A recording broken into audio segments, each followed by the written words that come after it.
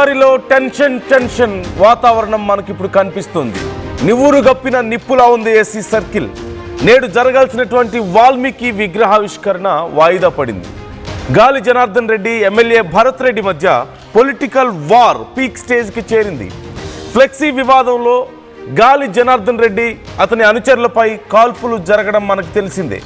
ఇరు వర్గాల కాల్పుల్లో ఒకరు ప్రాణాలు కోల్పోతే గాలి జనార్దన్ రెడ్డి త్రుటిలో తప్పించుకున్నారు. ఈ ఘటనకు బాధ్యుణ్ణి చేస్తూ బళ్ళారి ఎస్పీ పవన్ నెజ్జూర్ని సస్పెండ్ చేశారు. ఇప్పటికే విధి నిర్వహణలో నిర్లక్ష్యం వహించారంటూ ఎస్పీపై ఆరోపణలు వచ్చాయి. ఈ ఘటనపై తీవ్రతను సీనియర్లకు చెప్పడంలో విఫలమయ్యారంటూ అతని మీద వేటు వేశారు. జనవరి 1నే బళ్ళారి ఎస్పీగా బాధ్యతలు స్వీకరించారు. జనవరి 2న సస్పెన్షన్కు గురయ్యారు. రంజిత్ కుమార్ని చిత్రదుర్గ ఎస్పీ రంజిత్ కుమార్కి ఇప్పుడు బళ్ళారి బాధ్యతలు అప్పగిస్తున్నట్లుగా తెలుస్తోంది. బళ్ళారి అంతా కూడా నివురు గప్పిన నిప్పులా ఉంది.